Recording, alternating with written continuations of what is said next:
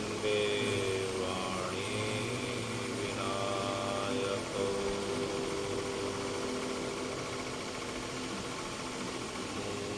मूकं करोति वाचालं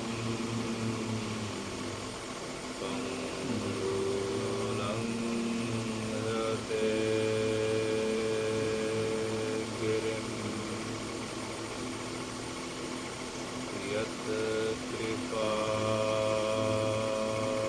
यत्कृपातमहं वन्दे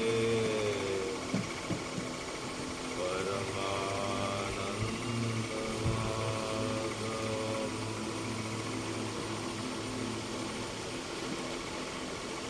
रामो राजमणि सदा विजयते रामं रमेशं भजे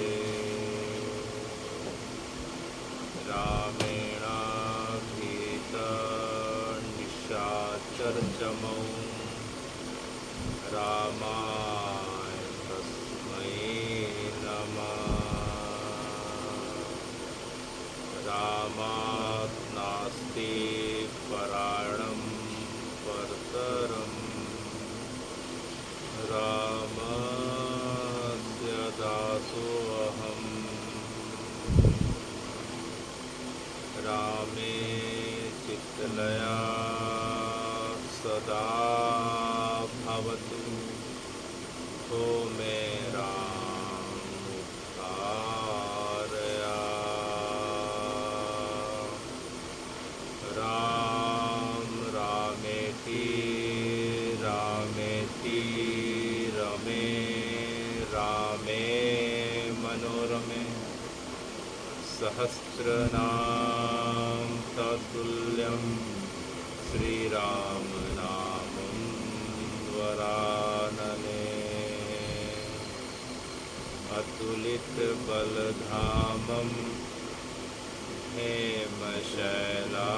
हेमशैलाभदेहं दनुजवन कृशानां ज्ञानिनाम् अग्रगण्यं सकलगुणनिधानां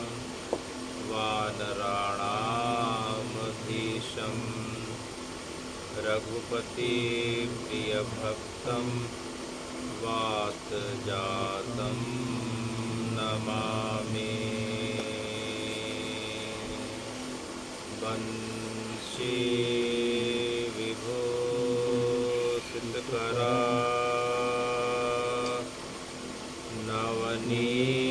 नवनीतडाभा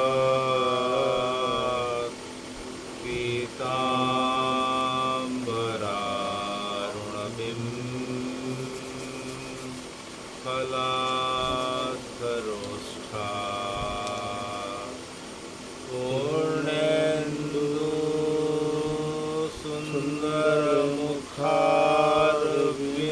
सुन्दरमुखारविन्दनेत्रा कृष्णा परं किमपि तत्त्वम् अहं न जाने कृष्णा परं किमपि तत्त्वम् अहं न जाने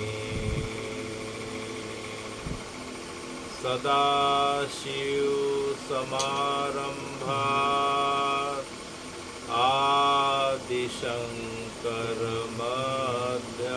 आदिशङ्करमध्यमात् सदाशिवसमारम्भात् आदिशङ्करमध्यमात्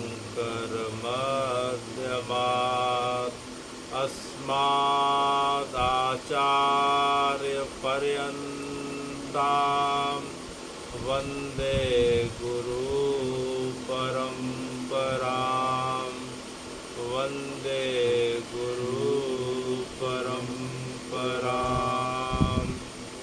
भगवान् पिता रात्रि भगवान अपिता रात्रि शरदेन्दुपुल्ल मल्लिका वीक्षरन्तुं मनश्चक्रे वीक्षरन्तुं मनश्चक्रे योगमायामुपाश्रिता योगमायामुपाश्रिता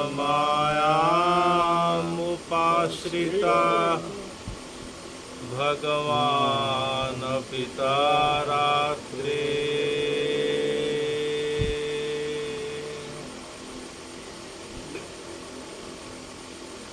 हे हे सूत महाप्राज्ञा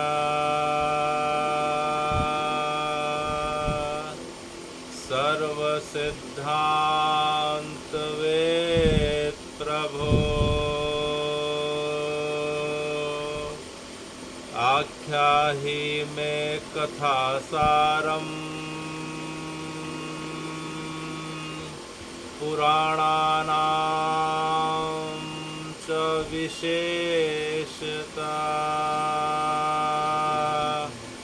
सदाचार सद्भक्तिर्विवेको वर्धते कथम् स्वाविकार निराश्य सज्जनैः क्रियते कथम् जीवानसुरतां प्राप्ता प्राये घोरे कलाविहार तस्यां संशोधने किं हि वर्धते परमायनम् येन तत्साधनेनाशु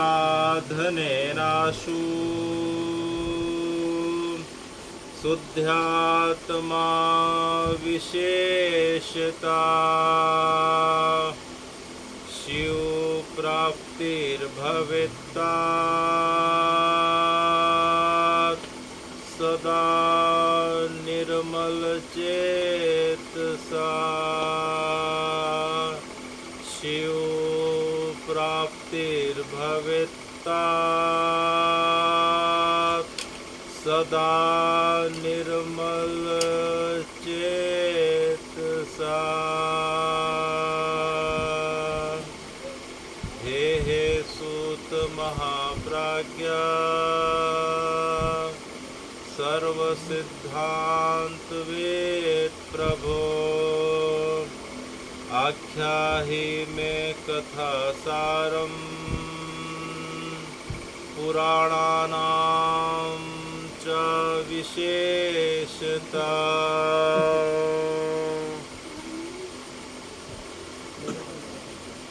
हे भगवान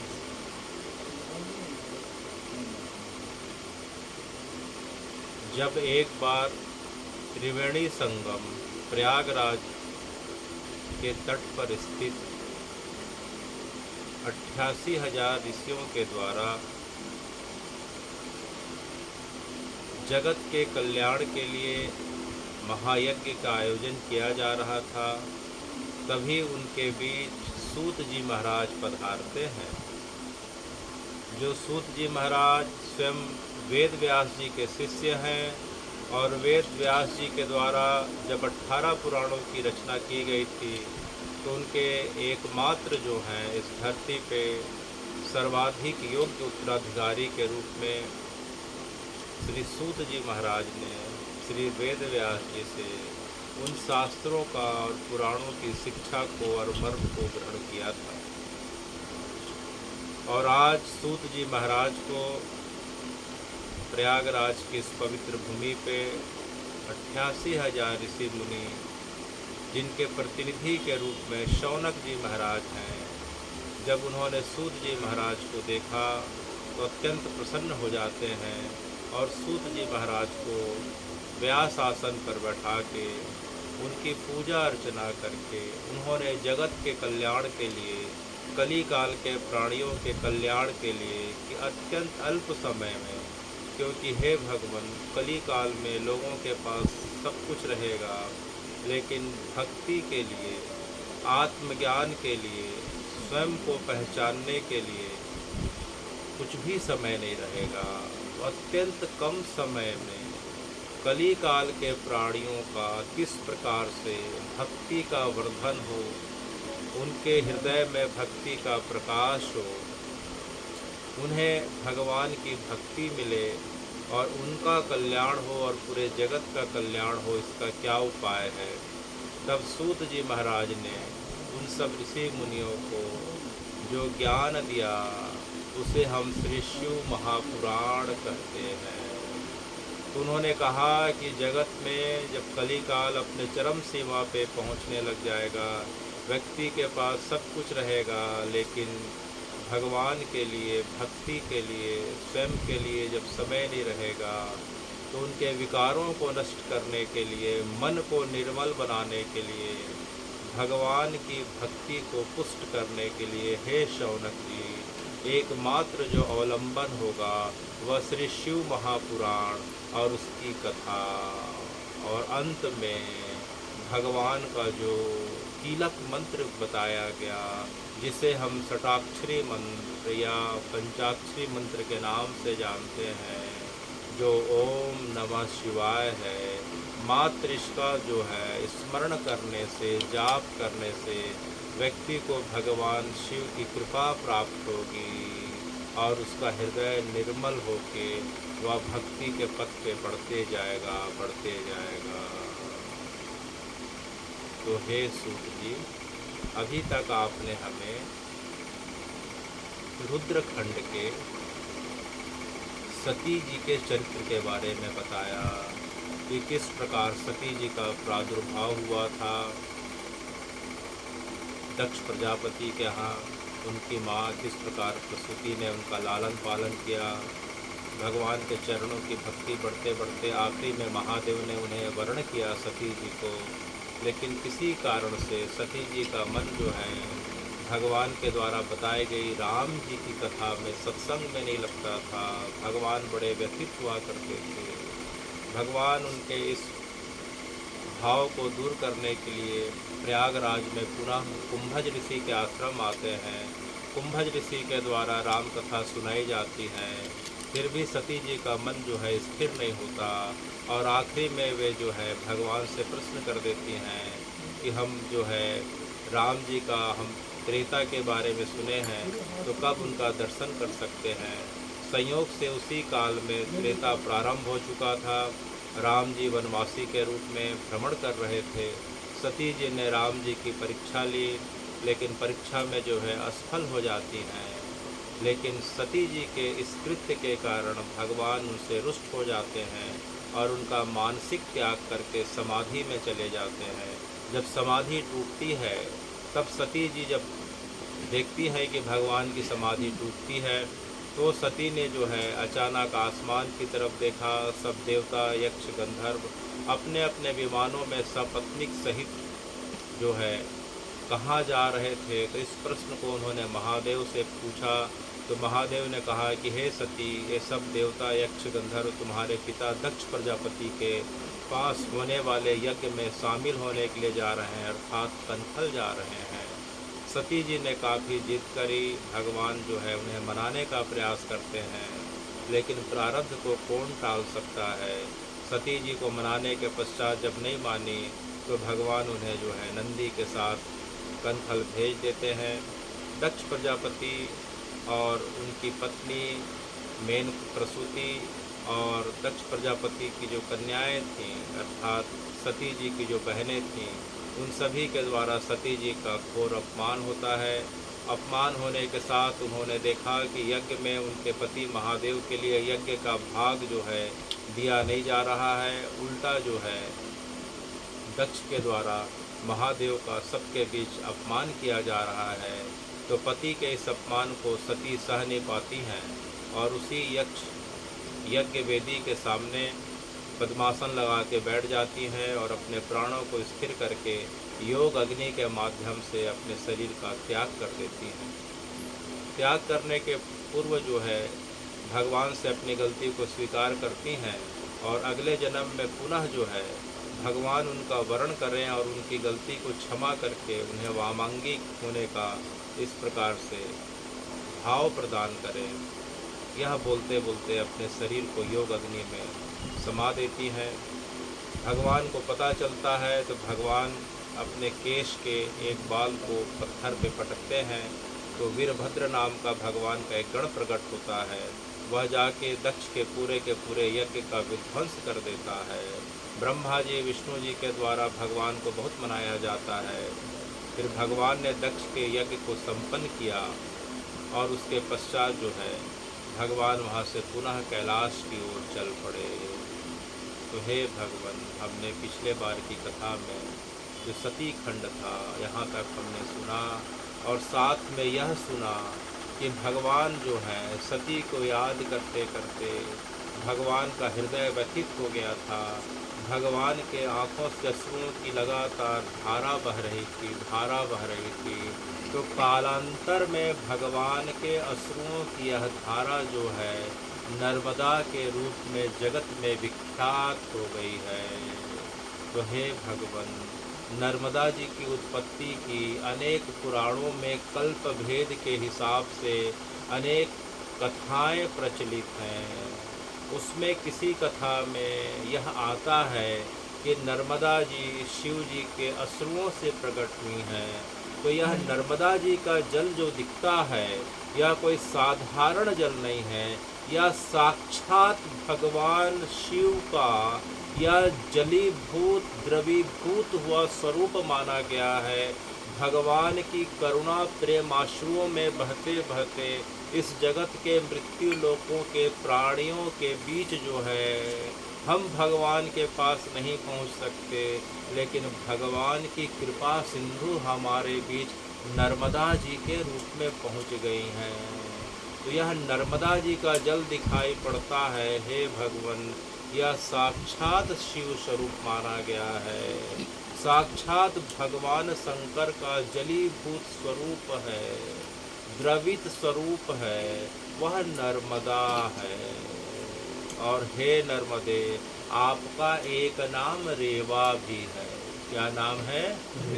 रेवा भी है। रेवा का अर्थ होता है उछलना, कूदना और मचलना। जिस प्रकार से घर की हमारी छोटी बच्चियां, कन्याएं, पुत्रियां जो हैं बालपन में थोड़ी थोड़ी देर पे उछलती हैं, मचलती हैं, जिद करती हैं, उसी प्रकार से यह नर्मदा जो है वह छोटी बच्ची के रूप में, वह 12 वर्ष की कन्या के रूप में विद्यमान है। कितने वर्ष के? 12 वर्ष के कन्या के रूप में तब से लेके आज तक विद्यमान है हमारे बीच। और वह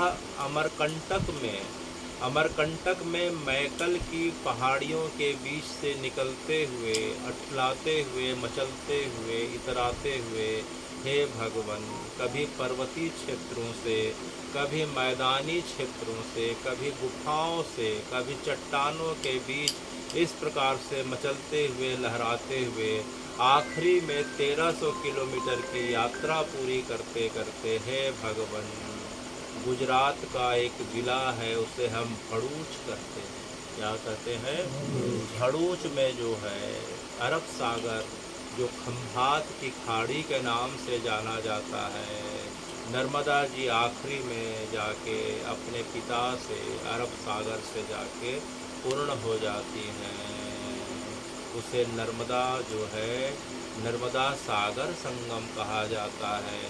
जिस प्रकार से गंगा जी बंगाल की खाड़ी में जाके पूरी हो जाती हैं 26 किलोमीटर की यात्रा को पूरी करते करते, उसी प्रकार से हे भगवान, नर्मदा जी जो है भड़ूच में अरब सागर की खाड़ी में जाके, जिसे हम खंभात की खाड़ी भी कहते हैं, वहाँ जाके पूरी हो जाती हैं। तो हे नर्मदे जी, हम देखते हैं कि भारत की जितनी पवित्र नदियाँ हैं वे पश्चिम से निकल के पूरब की ओर जा रही हैं। गंगा, जमुना, सरस्वती, कावेरी, गोदावरी, जितनी भी नदियाँ हैं, महानदी से लेके सब तक। लेकिन आपका जो प्रवाह है वह पूरब से पश्चिम, गुजरात पश्चिम में आता है, तो पूरब से पश्चिम की ओर क्यों है? आपका प्रवाह उल्टा क्यों दिखाई पड़ रहा है? तब नर्मदा जी की एक सखी है, उसे हम गुलबाकली कहते हैं। क्या कहते हैं? गुलबाकली। गुलबाकली कहते हैं। जब भी हम अमरकंटक अगर जाते हैं और नर्मदा जी का उद्गम स्थान एक कुंड के रूप में है पहाड़ के ऊपर, जिस प्रकार से महानदी का उद्गम स्थान श्रृंगी पर्वत पे है, सिहावा पर्वत की चोटियों पे, उसी प्रकार से नर्मदा जी का उद्गम स्थान एक कुंड के रूप में है। और उस कुंड के सामने एक छोटी सी बगिया दिखाई पड़ती है, उसे हम माई की बगिया कहते हैं। किसकी बगिया? माई की बगिया। नर्मदा माई की बगिया, क्योंकि वह 12 वर्ष की कन्या के रूप में विराजमान है। और बच्चियाँ जिस प्रकार से खेलती कूदती हैं, तो माई अपने बगिया में खेलती हैं और उनकी सखी होती है गुलबाकली। कौन होती है? गुलबाकली। गुलबाकली। तो जिस प्रकार से नर्मदा जी का एक स्वरूप कन्या के रूप में है, दूसरा स्वरूप जल के रूप में है, उसी प्रकार से गुलबाकली का एक स्वरूप जो है, एक स्वरूप नर्मदा जी की सखी के रूप में है, कन्या के रूप में। और दूसरा जो स्वरूप जो हमें दिखाई नहीं पड़ता, लेकिन वह स्वरूप में विद्यमान है, लेकिन जो दिखाई नहीं पड़ता है वह स्वरूप जो है जगत के लोगों के लिए गुलाब का एक के प्रकार का एक जो है पौधा होता है, जिसे हम गुलबाकली कहते हैं। पौधे के रूप में जो है उनकी सखी विराजमान है, जिस प्रकार से नर्मदा जी जल के रूप में विराजमान है। और गुलबाकली के पौधे से जो फूल निकलता है और फूल का जो अर्क अर्थात रस रहता है, वह आँखों के लिए सर्वोत्तम औषधि बताया गया है। गुलबाकली के जो है, अगर कोई व्यक्ति अर्क को या उसके लिक्विड को अपने आँखों में निरंतर डालता है, आज भी उस जगह पे गुलबाकली का वह द्रव्य जो है आई ड्रॉप के रूप में मिलता है। धमतरी में भी एक दो जगह कबीर साहब के संस्था वाले उसका जो है रखते हैं, तो लगातार उसका सेवन करने से आँखों से संबंधित सभी रोग जो है दूर हो जाते हैं। या आध्यात्मिक रूप से देखें तो गुलबाकली जी की अगर कृपा हो जाती है, तो व्यक्ति के जो है आँखों में जो संसार का मोह और माया रूपी जो पर्दा या जाला पड़े रहता है, वह उनकी कृपा से दूर हो जाता है। तो हे नर्मदे जी, एक बार की बात है, जब मैकल राज, हम कपिल धारा के पास हमने सुना था कि कपिल धारा के पास खड़े होते हैं तो 3 पर्वतों का उद्गम स्थान दिखाई पड़ रहा है। एक मैकल पर्वत की श्रेणी दिखाई पड़ रही है जो पूरे अमरकंटक से बढ़ते हुए आगे चले जाती है। दूसरा विंध्याचल पर्वत जो मिर्जापुर के आगे जाके पूरी होती है। तीसरा सतपुड़ा जो मध्य प्रदेश में जो है सबसे ज़्यादा जो है घनीभूत रूप में विद्यमान है। सतपुड़ा के घने जंगल नींद में सोए हुए से, इस प्रकार से 3 पर्वतों का उद्गम स्थान दिखाई पड़ता है। तो इन पर्वतीय क्षेत्रों के जो मैकल क्षेत्र के जो राजा थे, उन्हें मैकल राज कहा जाता था। मैकल पर्वत जिन स्थानों तक इसका फैलाव था, तो उन क्षेत्रों में जो लोग रहा करते थे उन्हें मैकल वासी कहा करते हैं। और उनके जो राजा हुआ करते थे, प्राचीन काल की बात है, उन्हें मैकल राज कहा किया जाता था। तो मैकल राज के यहाँ जो है नर्मदा जी कन्या के रूप में प्रकट होती हैं शरीर लेके। तो जब उनकी पुत्री जब 12 वर्ष की जब होती हैं, तो उनके विवाह की चिंता सताने लग जाती हैं। तो मैकल राज ने एक शर्त रखा कि जो है गुलबाकली का पौधा लाके, क्योंकि जो है नर्मदा जी को गुलबाकली के बारे में पता था कि जो है गुलबाकली जो है अत्यंत अद्भुत पौधा है, और जो गुलबाकली का पौधा लाके नर्मदा जी को देगा, वह जो है नर्मदा जी अर्थात उनकी पुत्री उसका वर्ण कर लेंगी। तो भारतवर्ष के जितने भी राजकुमार थे, सब लोगों ने प्रयास किया, लेकिन कोई भी गुलबाकली का पौधा को ढूंढ नहीं पाता है। लेकिन इसी बीच जो है एक राजकुमार था सोनभद्र नाम का। क्या नाम था? सोनभद्र। तो सोनभद्र ने गुलबाकली के पौधे को लेके लाके राजा मैकल राज के हाथों में रख दिया। मैकल राज प्रसन्न हो जाते हैं और अपनी पुत्री का विवाह का जो है घोषणा कर देते हैं कि कुछ समय के पश्चात जो है, हे सोनभद्र, मेरी पुत्री का विवाह आपके हाथों में होगा। तो यह बात पूरे भारतवर्ष में फैल जाती है। विवाह में कुछ समय बाकी था। इधर नर्मदा जी को सोनभद्र के बारे में पता चलता है तो सोनभद्र से उनके मिलने की इच्छा हो जाती है कि सोनभद्र बड़े प्रतापी थे, वीर थे, पराक्रमी थे, साथ में जो है प्रजा का हित करने वाले, अत्यंत भगवान शिव के भक्त जो हैं, अत्यंत शुभ लक्षणों से युक्त व्यक्ति थे। तो नर्मदा जी को उनसे मिलने की इच्छा हो जाती है, लेकिन मर्यादा के कारण उन्होंने जो है अपनी एक सखी को उनके पास भेजने का निश्चय किया। नर्मदा जी ने अपनी सखी के माध्यम से सोनभद्र के पास मिलने का एक संदेश भेजने का प्रयास किया। उसकी सखी का नाम था जाहिला। क्या नाम था? जाहिला नाम की सखी को नर्मदा जी ने कहा कि हे सखी, हे जाहिले, तुम जाके सोनभद्र के पास जाके मेरा संदेश देना और मैं उनसे मिलना चाहती हूँ, और उनके नियत बताए समय और स्थान पे जो है तुम हमारा मिलने का प्रबंध कर देना। तो जाहिला के दिमाग में थोड़ा सा एक कुटिलता का भाव आ गया। वो बोली कि जो है, हे नर्मदे जी, आप राजकुमारी हैं और मैं सामान्य सखी हूँ। मेरे इस वस्त्र में अगर मैं जाऊँगी तो सोनभद्र मुझे जो है सामान्य महिला समझ के मुझे अंदर नहीं आने देंगे, उनके दरबार वाले रोक देंगे। तो कृपया करके आप मुझे अपने वस्त्र आभूषण को प्रदान करिए। तो नर्मदा जी ने उन्हें अपने वस्त्र आभूषण को प्रदान किया। उसी प्रकार से जो है अब जाहिला अब लगभग नर्मदा जी के रूप को धारण करके सोनभद्र के पास पहुँच जाती हैं। सोनभद्र दूर से जब जाहिला को आते हुए देखते हैं तो उन्हें लगा कि साक्षात नर्मदा जी आ रही हैं, और उन्होंने बातों बातों में यह भी नहीं पूछ पाए कि तुम कौन हो। और जाहिला के अंदर कुटिलता का भाव आ गया था, वह ये भी नहीं बता पाई कि जो है मैं जो है नर्मदा जी की सखी हूँ। तो दोनों आपस में बात कर रहे हैं। धीरे धीरे जो है इधर देरी होते गई। नर्मदा जी को लगा कि जाहिला क्यों नहीं आ रही है, कुछ अनिष्ट तो नहीं हो गया। वह दौड़ के जाके देखती हैं तो यह क्या, सोनभद्र और जाहिला आपस में जो है बातें कर रहे हैं, हंसी ठिठोली कर रहे थे। तो यह देख के नर्मदा जी अत्यंत क्रोधित हो जाती हैं और वही जो है अपने पैरों को पटक के संकल्प कर लेती हैं कि आज से मैं जो है आजीवन कुंवारी रहूँगी, आज से मैं जीवन पर्यंत विवाह नहीं करूँगी। नर्मदा जी के संकल्प को सुन के हाहाकार मच जाता है। उनके पिता पर्वतराज जो है मैकल राज उनसे आके बहुत निवेदन करते हैं, लेकिन नर्मदा जी नहीं मानती हैं और उल्टे जो है संकल्प करके मैं आजीवन जो है विवाह नहीं करूंगी और मेरा जीवन केवल और केवल महादेव की तपस्या में और उनकी साधना में और उनको भक्तों को प्रसन्न करने में और उनकी सेवा करने में होगा। यह बोल के जो है देखते देखते अपने संकल्प मात्र से वह जल के रूप में परिवर्तित हो जाती हैं और रुष्ट होने के कारण उल्टे पैर से जो है उल्टी दिशा में प्रभावित होने लगती हैं। तो हे भगवान, तब से लेके आज तक वह दिन है जब नर्मदा जी रुष्ट होके जो है पूरब से पश्चिम की ओर बह रही हैं, पूरब से पश्चिम की ओर बह रही हैं। और सोनभद्र बड़े दुखी हो जाते हैं। अत्यंत निवेदन करने के बाद भी नर्मदा जी नहीं मानते हैं, तो वे भी जो है संकल्प कर लेते हैं कि वे भी अकेले रहेंगे और वे जो है इस प्रकार से दूसरी दिशा में द्रवीभूत होके गमन कर जाते हैं। तो आज भी हम जब अमरकंटक में जाके देखते हैं तो नर्मदा जी का जो उद्गम स्थान का कुंड है वह जो है वहाँ से नर्मदा जी निकल के पश्चिम की ओर आगे बढ़ रही हैं, कपिल धारा, दूध धारा होते हुए, फिर डिंडोरी, फिर मंडला होते हुए, फिर जो है होशंगाबाद। इस प्रकार से हमने सुना था कि धार, फिर नीमच से होते हुए फिर आगे जा रही हैं गुजरात तक। और इसी प्रकार से सोनभद्र का जो है उद्गम स्थान अगर हम जाके देखते हैं, सोनकूप बोलते हैं, वहाँ सोनभद्र जो है निकल के जो है पूरब की तरफ जा रहे हैं और आखिरी में बिहार में गंगा जी से जाके मिल जाते हैं।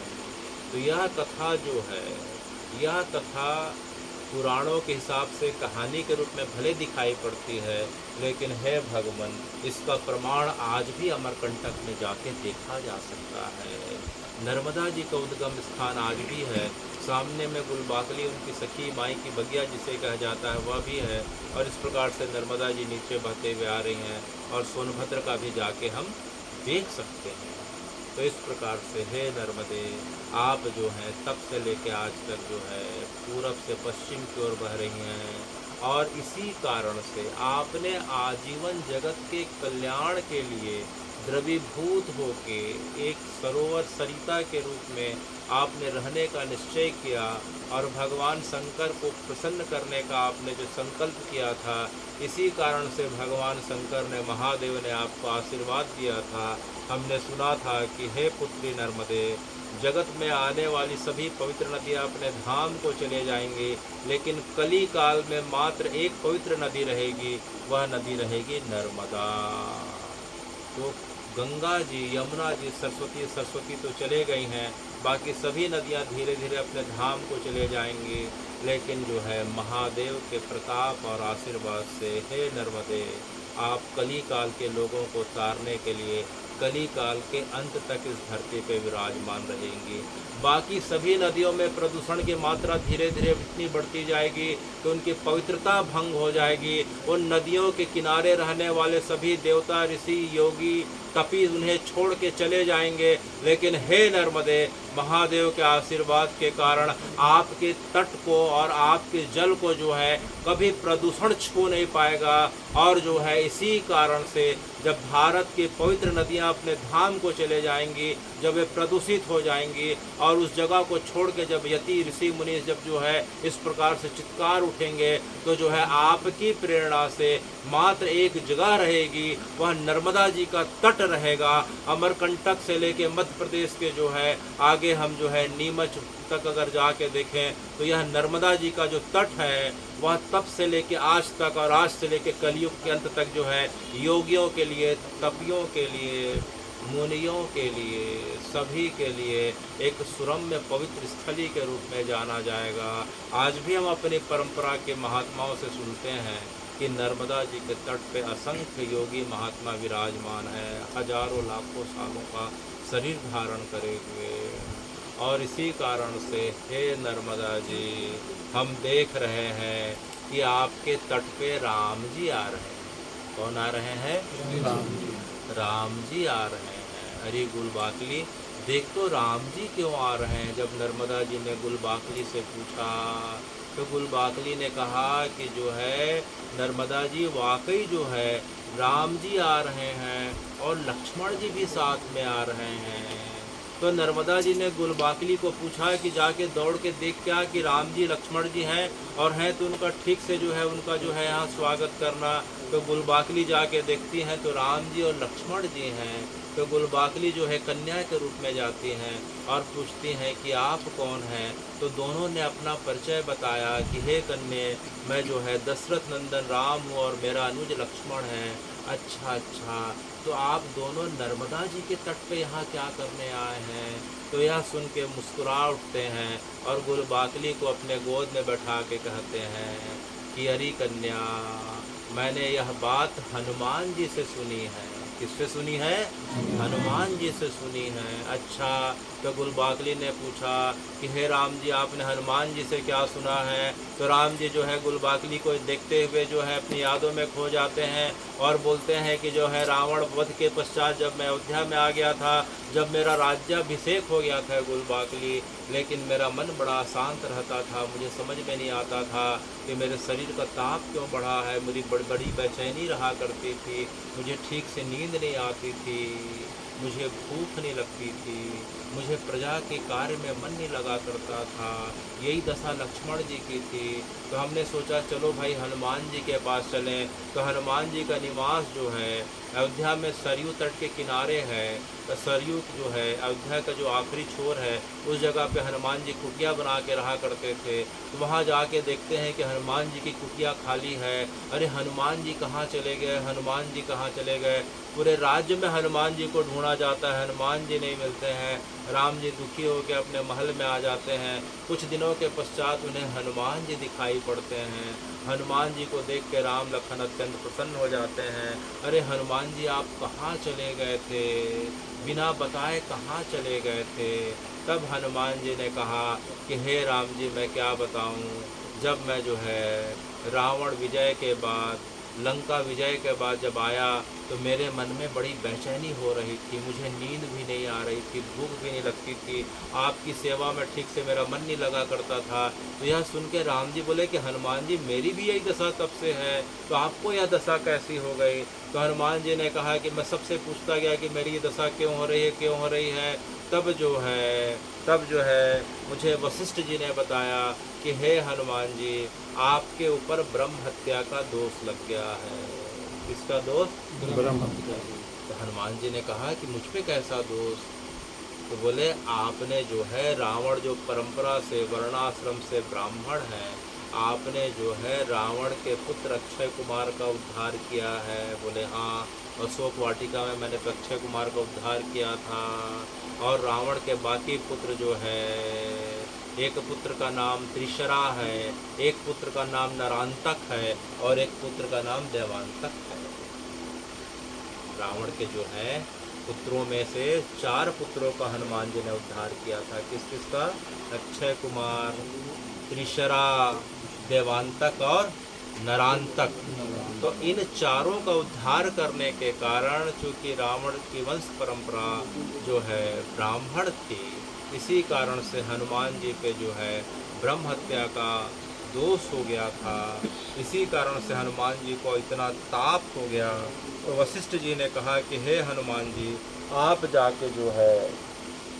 जाके नर्मदा जी के तट पे आप भगवान शंकर का अभिषेक करें। कहाँ जाके? नर्मदा जी के तट पे, और उनसे प्रार्थना करके उन्हें प्रसन्न करिए।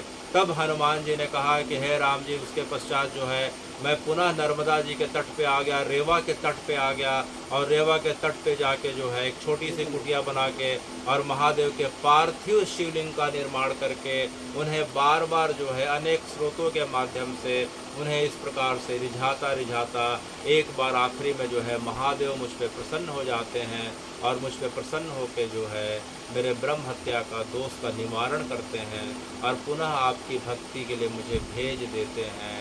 तो हे राम जी, मैं इसी कारण से आपकी सेवा में नहीं आ पाया।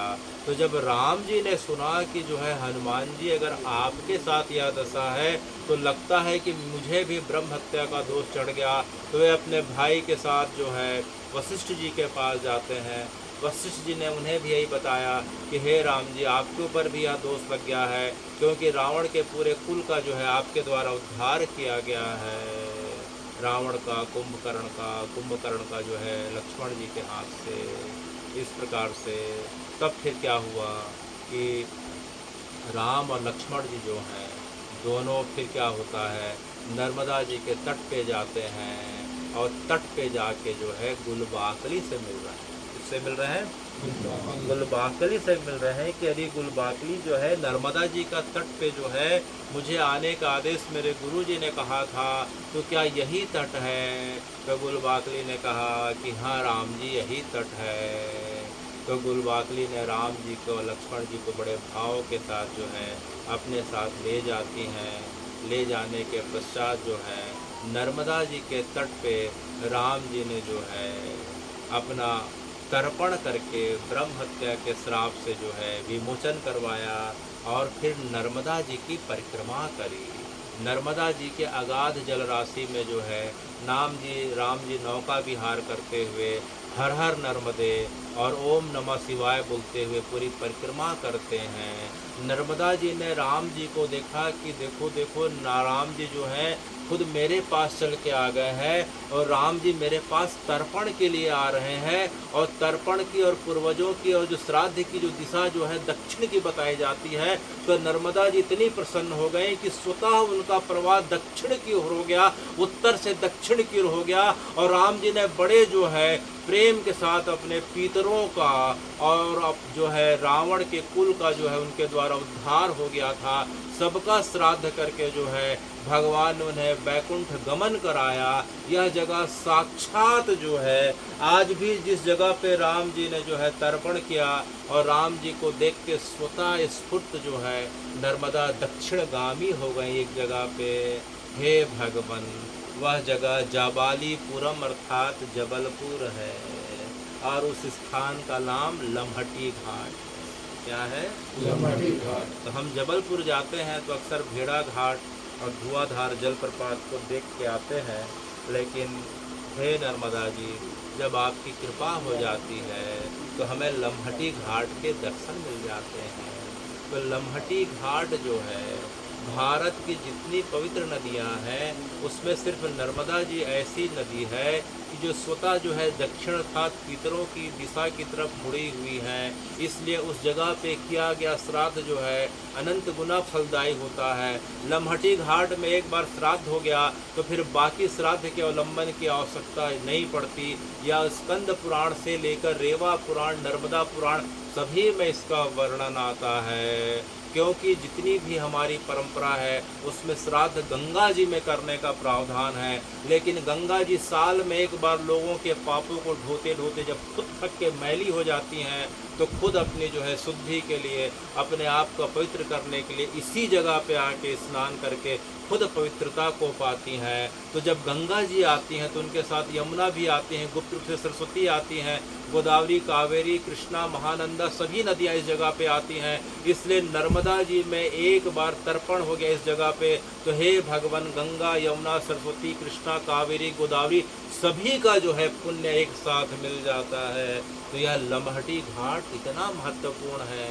और गुलबाकली इस प्रकार से जा रही थी तो जो है जैसे ही दक्षिण की तरफ मुड़ती हैं लमहटी घाट में, तो राम जी ने पूछा कि अरे गुलबाकली, ये बता, इसमें जो है इस जगह का नाम तो मुझे जो दिखाई पड़ रहा, इसे तो दशरथ घाट के नाम से जाना जाता है। अच्छा, थोड़ा और आगे जाते हैं तो फिर देखते हैं, अरे यह तो अजनाब घाट है। क्या घाट है? अजनाब। उसके और आगे जाते हैं, अरे इस घाट का नाम तो नाभाग है, अरे इस घाट का नाम तो नहुस है, इस घाट का नाम ययाति है। तो राम जी के पूर्व जितने उनके पूर्वज थे सभी ने इसी जगह पे आके तर्पण किया था। इसलिए सभी के तर्पण करने के कारण एक एक के नाम पे एक एक घाट पड़ गए थे। तो राम जी यह देख के इतने प्रसन्न हो जाते हैं कि अपनी परंपरा की जगह पे आने के कारण इतनी खुशी होती है कि उन्हें आज लगता है कि आज मेरा जीवन प्रसन्न हो गया। राम जी भी नर्मदा जी को और गुलबाकली को आशीर्वाद देते हुए और उनकी जो है भूरी भूरी प्रशंसा करते हुए अयोध्या को आ जाते हैं कि हे नर्मदे, जब तक कली काल रहेगा तब तक तेरा अस्तित्व रहेगा और तेरा जो है, तेरे स्पर्श मात्र से, दर्शन मात्र से, स्मरण मात्र से उस व्यक्ति को वही फल मिलेगा जो 100 बार गंगा जी में डुबकी लगाने से मिलता है। अगर कोई व्यक्ति गंगा जी में 100 बार डुबकी लगाए तो हमारी कथा बताती है, या उसके बदले एक बार नर्मदा जी का स्मरण कर ले या नर्मदा जी के जल का दर्शन कर ले नदी के तट पे जाके, उसे 100 गंगा स्नान का फल मिल जाता है। और हे नर्मदे, नदियों में परिक्रमा होगी तो सिर्फ तेरी होगी। जिस प्रकार से राम जी का स्वरूप पर्वत में चित्रकूट में कामदगिरी के रूप में स्थापित है, भगवान कृष्ण का स्वरूप पर्वतराज के रूप में जो है गिरिराज जो है वृंदावन के पास स्थापित है, उसी प्रकार महादेव का द्रवीभूत स्वरूप जो है नर्मदा जी के रूप में जगत में स्थापित है। जिस प्रकार से कामदराज की, कामदगिरी की, गिरिराज की परिक्रमा होती है, उसी प्रकार से भारत की पवित्र नदियों में एकमात्र नर्मदा जी ऐसी हैं जिनकी परिक्रमा होती है। और नर्मदा जी को जो है महादेव ने इस प्रकार से उन्हें वर दिया कि हे नर्मदे, तेरे एक एक कंकड़ में मेरा निवास होगा। इसलिए नर्मदा जी के एक एक कंकड़ पत्थर को जो है साक्षात शिव का स्वरूप माना गया। और महादेव यहाँ तक नहीं रुकते हैं और उसके पश्चात कहते हैं कि हे नर्मदे, तेरे तट पे अगर जो है कोई भी अगर कंकड़ अर्थात जो है कोई भी शिवलिंग मिलता है तो उसे जो है सीधे घर में रख के स्थापना की जा सकती है। उसके लिए जो है किसी भी प्रकार का जो है उसकी स्थापना की जो विधि है, उसकी जो है स्थापना की विधि की आवश्यकता नहीं होगी। उसे लाके सीधे जो है उसकी पूजा अर्चना की जा सकती है। बाकी किसी भी प्रकार के जो शिवलिंग हैं उनके लिए जलहरी के लिए जो है उसी प्रकार की जलहरी होनी चाहिए। पत्थर का शिवलिंग है तो पत्थर की जलहरी, अगर जो है सोने का शिवलिंग है तो सोने की शिव जलहरी, चांदी का है तो चांदी का। लेकिन हे नर्मदे, जो है नर्मदा जी के तट पे जो शिवलिंग मिलता है उसके लिए किसी भी प्रकार का जलहरी का भेद नहीं है। भक्त अपने भाव के हिसाब से किसी प्रकार के जलहरी में उसे स्थापित कर सकते हैं।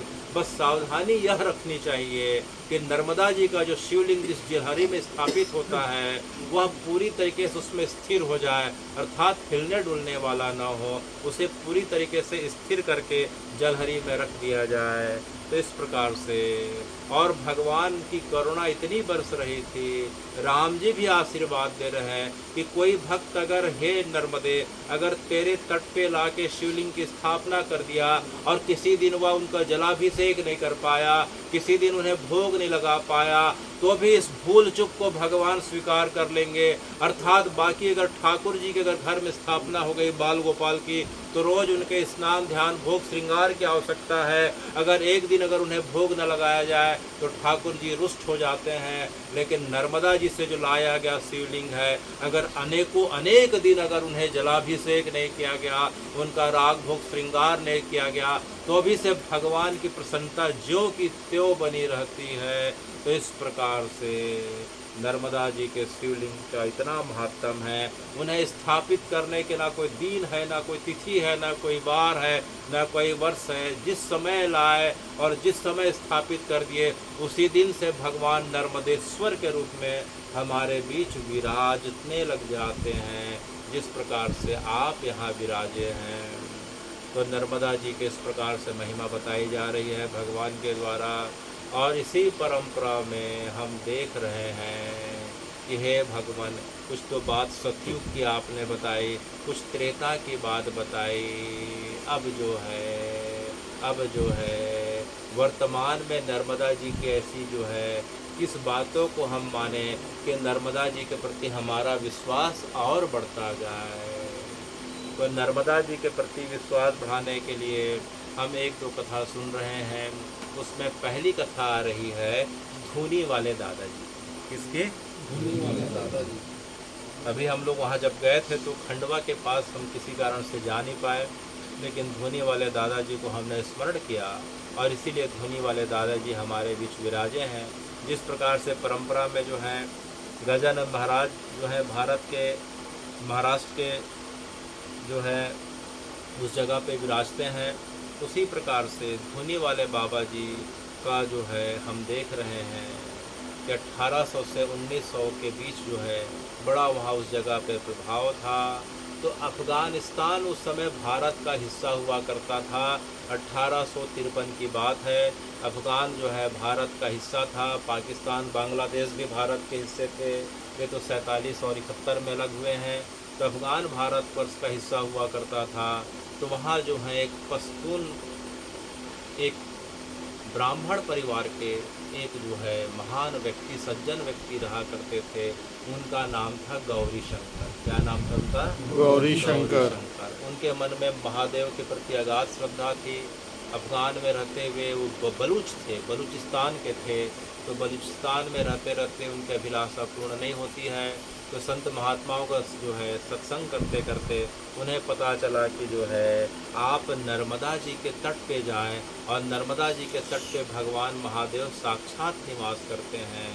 तो वे नर्मदा जी के तट पे जो है बलूचिस्तान से आ जाते हैं और नर्मदा जी की परिक्रमा करने लग जाते हैं। उनके तेज को, उनके ज्ञान को, उनके वेदांत के प्रभाव को देखते देखते उनके साथ बहुत सारे शिष्यों का इस प्रकार से जमावड़ा हो जाता है। वे सब शिष्यों के साथ उन्होंने 12 वर्षों तक जो है 12 बार जो है करीब 40 वर्षों तक नर्मदा जी की परिक्रमा करी। कितने बार करी? 12 बार। क्योंकि शास्त्रों का जो विधान है नर्मदा जी की परिक्रमा जो है 3 वर्ष 3 माह 13 दिन की होती है। कितने बार थी? कितने वर्ष? 3 वर्ष 3 माह और 13 दिन।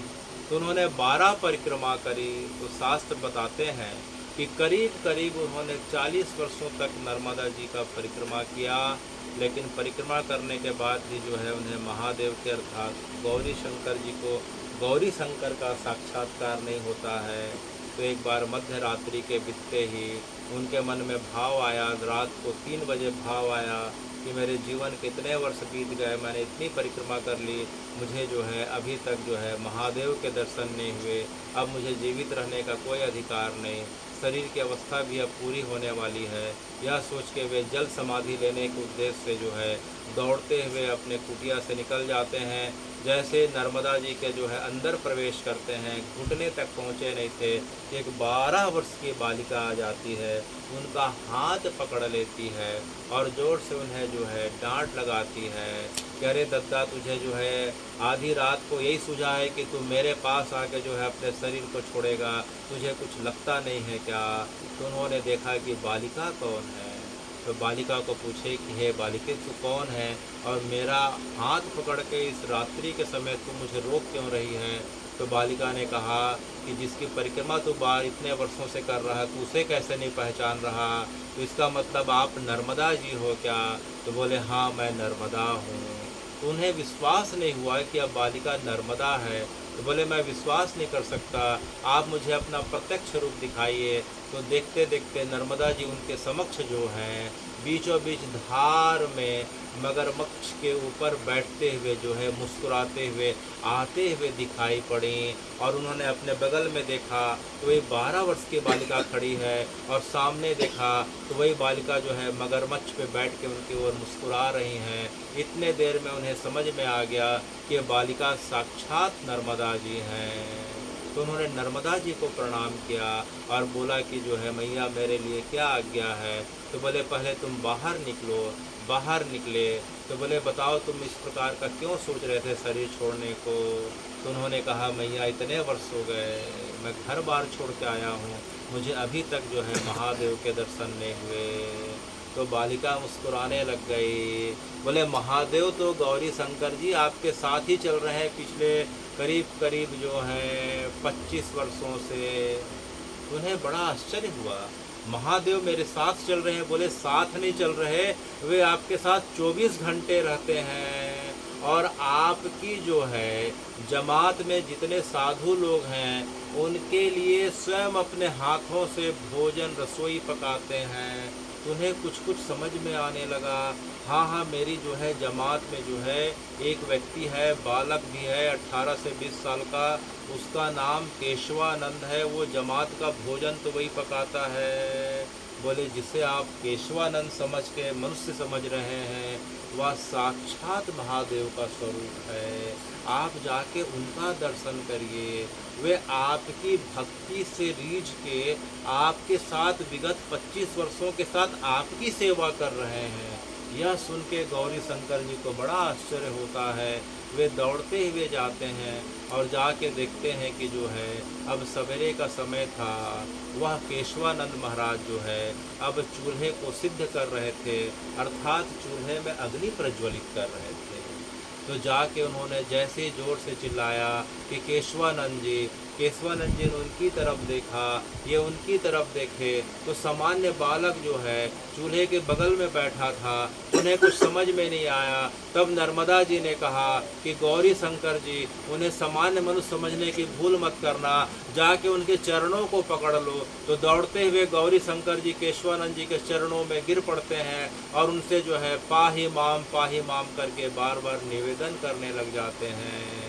इसके पश्चात जो है जैसे ही केशवानंद जी ने गौरी शंकर को झुक के हाथ उठाते हुए कहा कि गौरी शंकर अब उठो बेटा, तो जैसे उन्होंने आंखें खोली तो उनके सामने देखते हैं कि गौरी शंकर के समक्ष जो है साक्षात गौरी शंकर खड़े हैं। कौन खड़े हैं? अर्थात भवानी शंकर अर्थात शिव पार्वती खड़े हैं। यह देख के उन्हें बड़ा आश्चर्य होता है। शुरू में समझ में नहीं आया, तब नर्मदे जी ने कहा कि जो है गौरी शंकर जी, आप जो हैं भवानी शंकर को एक बार स्पर्श करके देखिए। तो उन्होंने भगवान के चरणों को इस प्रकार से पकड़ा और धीरे से चूटी काट दी। यह देख के जो है महादेव अर्थात जो है शंकर जी मुस्कुराने लग गए। बोले अभी भी कोई संदेह बाकी है क्या? मुझे ठीक से देखो।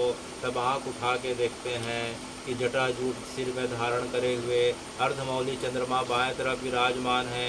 गले में नागों की माला इस प्रकार से वृक्षाला धारण करे हुए हैं। त्रिनेत्र हैं और इस प्रकार से त्रिशूल धारण करे हुए हैं। यह देख के जो है उन्हें पूर्ण विश्वास हो गया। वामंगी में बाएं तरफ पार्वती जी विराजमान हैं। यह देख के गौरी शंकर अत्यंत प्रसन्न हो जाते हैं, महादेव की स्तुति करते हैं। इसके पश्चात महादेव उन्हें जो है कहते हैं कि मैंने तुम्हें अपना स्वरूप का दर्शन करा दिया गौरी शंकर, लेकिन इस बात को किसी के सामने प्रकाश मत करना। अब मुझे यहाँ से जाने की आज्ञा दो।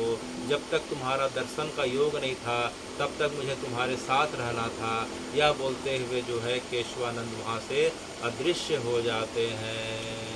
लेकिन इसके पहले अदृश्य होते गौरी शंकर उन्हें बार बार पुकारने लगते हैं कि हे भगवान, हे भवानी शंकर, आपने मेरा उद्धार तो कर दिया, लेकिन नर्मदा जी के किनारे आने वाले भक्तों का आपके द्वारा पुनः कैसा उद्धार होगा? तब जो है आकाशवाणी होती है कि हे गौरी शंकर, तुम बिल्कुल चिंता मत करो। आने वाले समय में अभी से लेके लगातार मेरा स्वरूप नर्मदा जी के तट पे जो है किसी न किसी रूप में प्रकट होता रहेगा। उसे लोग जो है दद्दा जी के रूप में जानेंगे। किस रूप में? दद्दा जी के रूप में जानेंगे। तो हे भगवान, जो केशवानंद जो साक्षात गौरी शंकर थे, कुछ समय के पश्चात जो है नरसिंहपुर के बगल में एक जगह दिखाई पड़ रही है, उसे साईं खेड़ा कहते हैं। क्या कहते हैं? साईं खेड़ा कहते हैं। उस जगह पे आप पुनः प्रकट होते हैं। प्रकट होने के पश्चात आपकी लीला फिर से प्रारंभ हो जाती है। उस जगह पे आपकी अनेक लीलाएं होती हैं। क्योंकि परंपरा के हिसाब से हम चमत्कारों की ज़्यादा बात करना हमारे लिए निषेध है, उसलिए एक दो उनकी लीलाओं को बात करके हम आगे बढ़ रहे हैं। तो साईं खेड़ा में उनका प्रभाव इस प्रकार से बढ़ते गया तो वे धीरे से होशंगाबाद आ जाते हैं। होशंगाबाद में बच्चों का उनके पीछे जमावड़ा लग जाता है, तो बच्चों को लेके मिठाई की दुकान में ले जाते हैं और बोलते हैं मिठाई वाले को, इनको जितनी मिठाई खानी है पूरा मिठाई दे दो। तो बोले महाराज पैसा कौन देगा, मुझे पैसा कौन देगा? तो उन्होंने जो है उनके हाथ में चने के दाने रहा करते थे। वे मुट्ठी में चने के दाने को लेके चला करते थे। तो बोले चने के दाने रखो। तो बोले महाराज चने के दाने के बदले मिठाई का मोल तो ज़्यादा होता है। पहले एक काम करो, बच्चों को मिठाई लिखा के तुम जाने दो और 1 घंटा के पश्चात जो है तुम इसे खोल के देख लेना अपनी तिजोरी से। तो दुकानदार ने जैसे ही खोला तो देखता है कि चने के दाने जो है सोने के मुहर में बदल गए थे।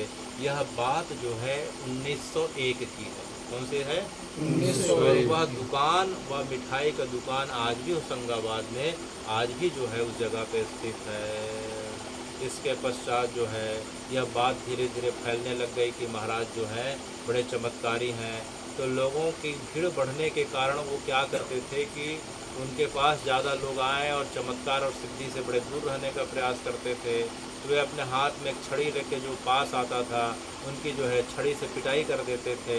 लेकिन पिटाई का भी इस प्रकार से वर्णन आता है कि कोई इस प्रकार से लंगड़ा आया तो उनकी पिटाई खा के जो है वह दिव्यांग पुनः जो है अपने अंगों को पा के जो है कोई देखने लग जाता था, कोई चलने लग जाता था, कोई सुनने लग जाता था। किसी का पीठ निकला हो वह सीधा हो जाता था। अनेक असाध्य रोग जो हैं दूर हो जाते थे। अब लोगों का भीड़ और बढ़ने लगा तो उन्होंने लोगों का भीड़ बढ़ाने का, हटाने का दूसरा निश्चय किया। वे अपने आप को पूर्णतः दिगंबर वेश में जो है अपने आप को परिवर्तित कर दिए और दिगंबर होशंगाबाद में घूमने लग गए। तो यह देख के उस समय अंग्रेज़ों का शासन हुआ करता था, तो अंग्रेज़ ने जो है उन्हें जेल में बंद कर दिया। तो जैसे ही जेल में बंद किया, थानेदार आके बाहर बैठा तो देखते हैं उनके कुर्सी के सामने बैठे हैं। पलट के देखे तो जो है जेल के अंदर हैं, सामने देखे तो उनके कुर्सी के सामने। उसे समझ में नहीं आया, वो अचानक जो है इस प्रकार से जेल वाला बौरा गया और सामने जो है अपने संतरी को आवाज़ देने के लिए गेट में गया तो जेल के लान के सामने दिखाई दिए। अचानक छत में देखा तो छत में घूम रहे थे। यह बात उसने अपने जो है अंग्रेज़ बड़े अधिकारी को बताई। उन अधिकारियों के द्वारा भी जब यही देखा गया तो महाराज जी को सम्मान पूर्वक जो है जेल से रिहा करके बग्गी में बैठा के जो है उन्हें उनके पास छोड़ दिया गया और उनसे बस हाथ जोड़ के सब निवेदन करे कि महाराज जो है शहर की व्यवस्था बनाने के लिए कृपया आप दिगंबर वेश छोड़ दें। तो महाराज जी ने एक लंगोटी धारण कर ली। इसके पश्चात जो है कुछ समय के पश्चात 1905 में जो है होशंगाबाद में कुआं दिखाई पड़ रहा बीच बाज़ार में। उसी कुएं में जो है सब लोगों को बुलाए, बोले मेरे शरीर का समय पूरा हो गया। लोगों में हाहाकार मच गया, महाराज फिर क्या होगा? बोले कोई बात नहीं, कुछ समय के पश्चात जो है इमलिया गांव में मैं पुनः प्रकट होऊंगा। देखते देखते लोगों के बीच जो है कुएं में जो है आप जल समाधि ले लेते हैं। इसके पश्चात जो है इमलिया गांव में उनका पुनः प्रकट हुआ बलराम दास जी के रूप में। और इनकी जो लीला जो है मुख्य रूप से अब जो दिखाई पड़ रही है वह जो है खंडवा में पड़ रही है। कहाँ पड़ रही है? खंडवा में। तो इस प्रकार से जो है आप धीरे से जो है खंडवा चले गए और खंडवा में जो है आपका नियम था, आप जो है हमेशा जो है अग्नि के अंदर जो है महादेव का स्वरूप देखते थे, अग्नि को सब कुछ मानते थे, अग्नि को धुनी भी कहते हैं। तो आपके समक्ष हर समय दिन हो चाहे रात हो धुनी जलते रहती थी, इसलिए आपको धुनी वाले बाबा या दादा भी कहा जाता है। तो खंडवा में अगर हम जाके देखें तो 18 एकड़ से ज़्यादा के विस्तार लिए हुए जो उनका जो आश्रम है उसे हम धुनी वाले दादाजी के नाम से जानते हैं। तो वहाँ आप जो है रहते हुए आपने जो है अनेक लीलाओं के माध्यम से भक्तों को जो है नर्मदा जी के अगाध प्रेम की तरफ मोड़ा, महादेव की भक्ति प्रदान करी, अनेक प्रकार के संसार के दुखों को आपने उन्हें तारा और आखिरी में आपने खंडवा में ही समाधि ले ली। तो इस प्रकार से जो है आपके मुख्यतः 3 अवतारों के बारे में हम सुनते हैं और आपकी कथा में हम यह भी सुनते हैं कि आपके दर्शन के लिए भारत के जो प्रथम प्रधानमंत्री थे पंडित जवाहरलाल नेहरू आए थे। आपने उन्हें एक छड़ी प्रदान करी थी। वह छड़ी जो है पंडित जी के पास जो है संग्रहालय में आज भी रखी हुई है, जो धुनी वाले दादाजी ने उन्हें प्रदान करी थी। पंडित जी के साथ उस समय जो है महात्मा गांधी भी आपको दर्शन के लिए आए थे और जो है पंडित मदन मोहन मालवीय भी आपको दर्शन को दिखाई पड़ रहे हैं। और पंडित जवाहरलाल नेहरू के पश्चात जो है इंदिरा जी भी आपको दर्शन के लिए आई थी। इंदिरा जी जो है किसी कारण से जब उन्हें पराजय का सामना करना पड़ गया था तो आप ही ने उन्हें गुलाब देकर आशीर्वाद दिया था। तो हे भगवान, फिर इंदिरा गांधी जो है चिकमंगलूर जो है क्षेत्र से पुनः विजयी होकर भारत की प्रधानमंत्री बनी थी।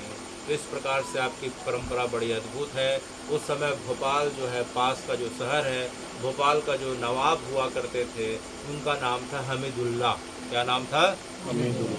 हमीदुल्ला नवाब हुआ करते थे। पूरा क्षेत्र उन्हीं के अंतर्गत आता था। किसी कारण से उनकी बेगम जो है भारत की संत परंपरा के थोड़ा निषेध में रहती थी।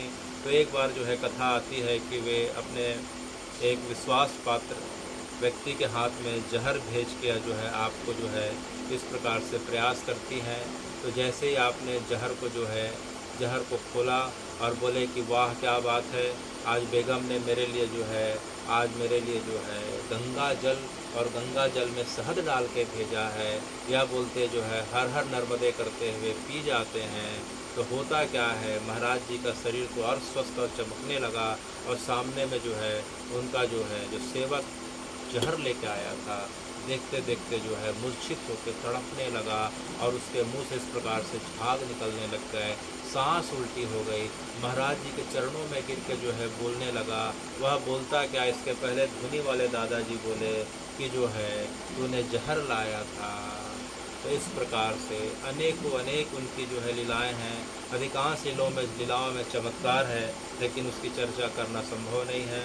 तो कहने का मतलब नर्मदा जी की कृपा से जो धुनी वाले दादाजी की जो है अखंड ज्योति आज भी खंडवा में विराजमान है, जिसे जाके कोई भी दर्शन कर सकता है। वह साईं खेड़ा का दर्शन कर सकता है, होशंगाबाद का दर्शन कर सकता है, इमलिया का भी दर्शन कर सकता है। तो हे भगवान, नर्मदा जी जो है आपका एक स्वरूप मंडला जो है यहाँ पड़ता है। हम थोड़ा सा आगे जाएँ तो मंडला पड़ता है अमरकंटक के आगे। तो मंडला में जो है एक जगह दिखाई पड़ रही है, उससे हम जो है पुरनिया कहते हैं। तो मंडला से 3 किलोमीटर एक गांव है, उसे पूर्णिया कहते हैं, और उसी जगह पे कुंड दिखाई पड़ रहा है, उसे हम सूरज कुंड कहते हैं। क्या कहते हैं? सूरज कुंड कहते हैं। वहाँ हे हनुमान जी, आपका स्वरूप जो दिखाई पड़ रहा है वह इस प्रकार से दिखाई पड़ रहा है कि 3 बार आप अपने स्वरूप को बदलते हैं। क्या यह बात सत्य है? तो नर्मदा जी ने मुस्कुराते हुए कहा कि जो है मेरे तट पे हनुमान जी का पूरे पृथ्वी पे एक ही जगह ऐसा विग्रह है जो 3 बार अपने स्वरूप को बदलता है। यहाँ से मात्र 5 से 6 घंटे की दूरी पे मंडला। तो जो है, तो हे हनुमान जी, आपका स्वरूप इस प्रकार से बदलता है कि सवेरे भोर 4 बजे से 10 बजे तक आप जो है बालक के रूप में दिखाई पड़ रहे हैं। 10 बजे से शाम 4 बजे तक आप जो है युवा के रूप में दिखाई पड़ते हैं, और शाम को 6 बजे से लेके अगले दिन सवेरे जो है 4 बजे तक आप वृद्ध अवस्था को दिखाई पड़ रहे हैं। तो यह जगह आज भी प्रमाणिक है, अभी भी प्रमाणिक है। तो उसकी कथा क्या है? तो कथा इस प्रकार से है कि किसी समय में हनुमान जी के जो शिक्षा गुरु हैं वह सूर्य भगवान। कौन है? सूर्य भगवान। तो हनुमान जी ने जो है सूर्य भगवान से जो शिक्षा ग्रहण करी थी, और सूर्य भगवान अपनी शक्ति को जो है और भक्ति को दृढ़ बनाने के लिए इसी जगह पे सूर्य भगवान ने, विवस्वान ने तपस्या करी। तो इस जगह पे तपस्या करी तो जो है अपने गुरु को तपस्या में देखते हुए जो है हनुमान जी उनके लिए छाया करने के लिए खड़े हो जाते हैं। तो ठंड हो बरसात हो, हर समय जो है हनुमान जी उनकी सेवा करते हैं। जब सूर्य भगवान को नर्मदा जी की कृपा से भक्ति और सिद्धि मिल जाती है, जब वे जा रहे थे तब उन्होंने कहा कि हे हनुमान जी, मुझे जगत के कार्य के लिए जाना है, लेकिन आप अपने स्वरूप को यहाँ रखिए और जगत के लोगों का कल्याण करिए। तब से लेके आज तक जो है हनुमान जी का वह स्वरूप जो है सूरज कुंड में स्थापित है। वह जगह मंडला अर्थात पुरिया करके गांव है। आज भी कोई व्यक्ति उस जगह पे जाके उसका दर्शन कर सकता है। तो हे भगवान, इस प्रकार से धुनी वाले दादाजी की बात तो करीब 100 वर्ष से पुरानी हो गई।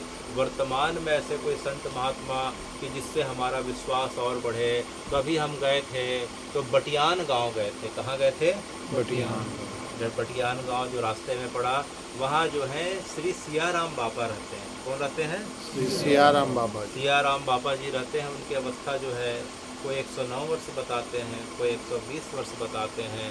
मात्र एक कौपीन अर्थात लंगोट धारण करके रहते हैं, और जो है इतने वर्ष बीत गए, मात्र एक छोटी सी कुटिया में रहते हैं।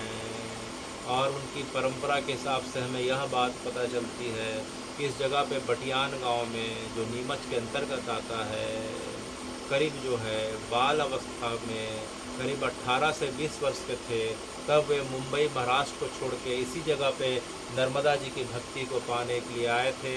तो उन्होंने जो है 12 वर्ष तक खड़ेश्वरी तपस्या करी। कौन सी तपस्या? खड़ेश्वरी अर्थात एक पैर पे 24 घंटा खड़े रहना, खाना पीना उठना बैठना सब कुछ एक पैर पे, उसे हम खड़ेश्वरी तपस्या कहते हैं। खड़ेश्वरी जब उनका सिद्ध हो गया तो फिर उन्होंने मौन को धारण कर लिया, ताकि जो है इन चीज़ों का जो है लोगों के बीच इस प्रकार से ज़्यादा चमत्कार के रूप में प्रकाश मत हो। तो उन्होंने 10 वर्ष तक मौन धारण किया, और 10 वर्षों का मौन का संकल्प पूरा हुआ तो गांव वाले उनके पास बैठे थे। जब उनके मुंह से जो पहला शब्द निकला वह सियाराम सियाराम था। क्या था? सियाराम। तो तब से लेके आज तक उनका नाम क्या बाबा हो गया? सियाराम। सियाराम बाबा हो गया।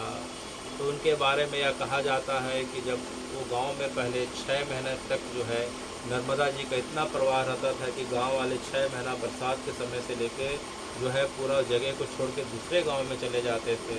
तो एक बार जब नर्मदा जी में अत्यंत बाढ़ आया, देखते देखते महाराज जी जब खड़े होकर खड़ेश्वरी तपस्या में थे, तो घुटने से लेके कमर तक, कमर से लेके नाभि तक, तो जैसे ही जो है छाती तक पानी आया, गांव वाले चिल्लाने लगे महाराज जी बाहर निकलिए, बाहर निकलिए। तो उन्होंने मुस्कुराते हुए कहा कि नर्मदा तो हमारी मैया है, नर्मदा तो हमारी माँ है, और माँ अपने बच्चे का हित कैसे कर सकती है।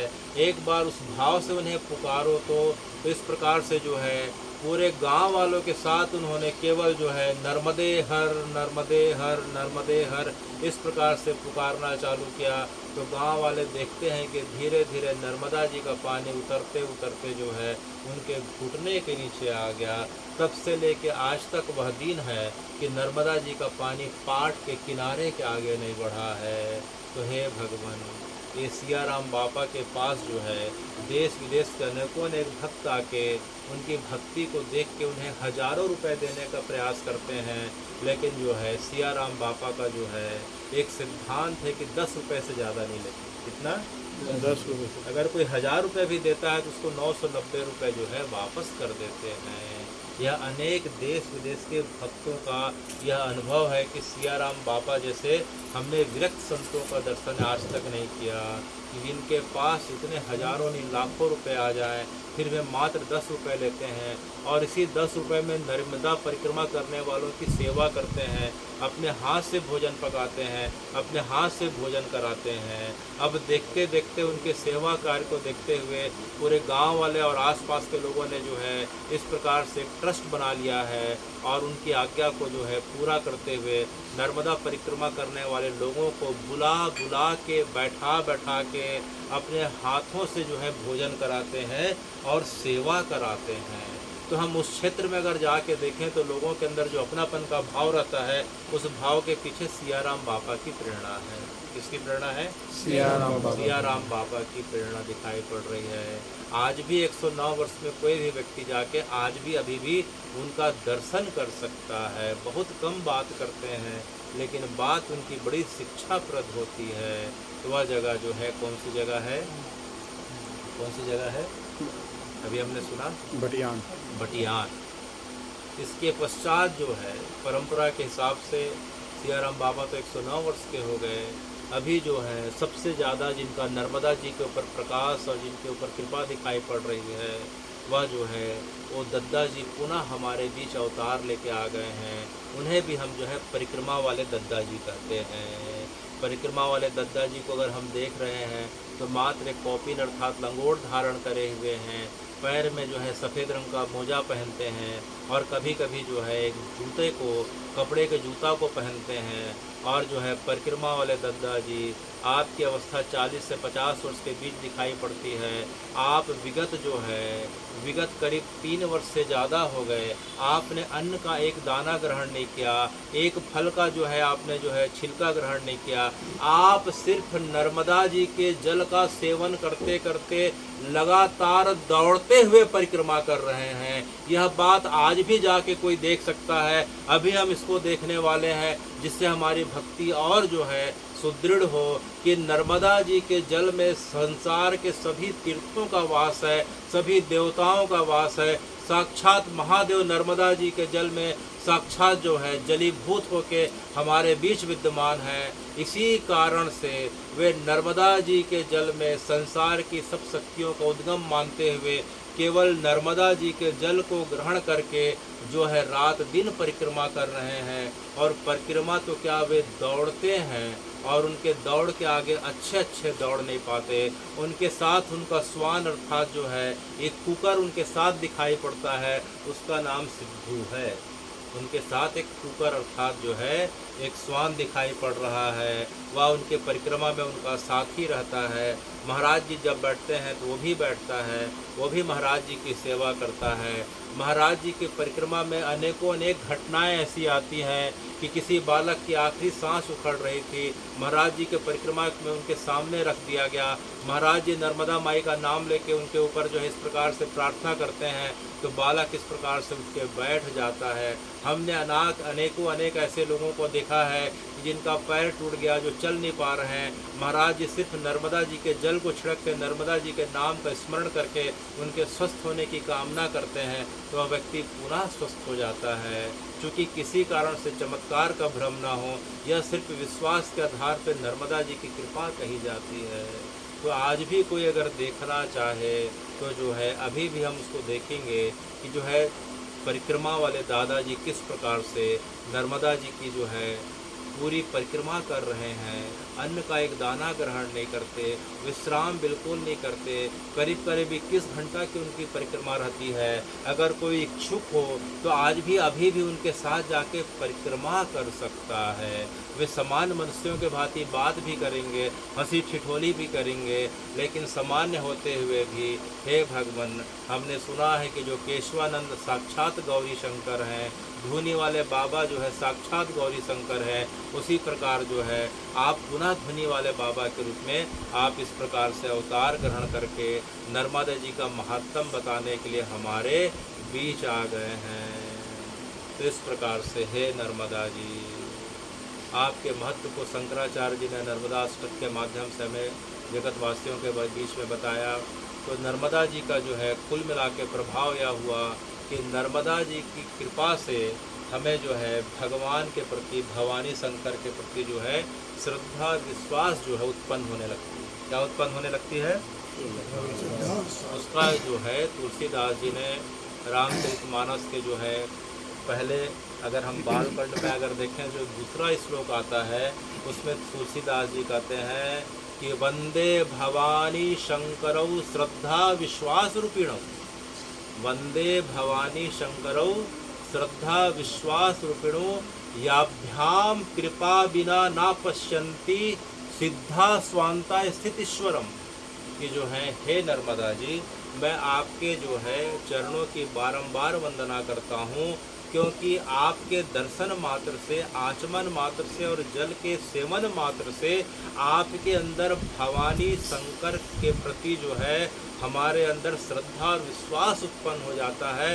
क्योंकि जब तक श्रद्धा और विश्वास उत्पन्न नहीं होता है तब तक हे भगवान, हम कितनी कथा सुन लें, कितना सत्संग कर लें, हमारे ऊपर भगवान की कृपा नहीं हो सकती। तो कृपा पाने का पहला सबसे क्या उपक्रम बताया गया? श्रद्धा और विश्वास। और श्रद्धा विश्वास किससे मिलेगा? नर्मदा जी के दर्शन से, नर्मदा जी के परिक्रमा से, नर्मदा जी के सेवन से, नर्मदा जी के आचमन से और नर्मदा जी के तट में रहने वाले साधु संतों की सेवा और वहाँ के वनवासियों की सेवा करने से। वंदे भवानी शंकरौ श्रद्धा विश्वास रूपिणौ याभ्याम कृपा बिना ना पश्यन्ति सिद्धा स्वांता स्थित ईश्वरा। मुहूर्त वा तदर्थ क्षण चा वा, मुहूर्त तदर्थ वा तदर्थ क्षण चा वा, ये शृण्वन्ति शिवपुराणां तेषां दुर्गति न भवेत्। ये शृण्वन्ति शिवपुराणां तेषां दुर्गति न भवेत्।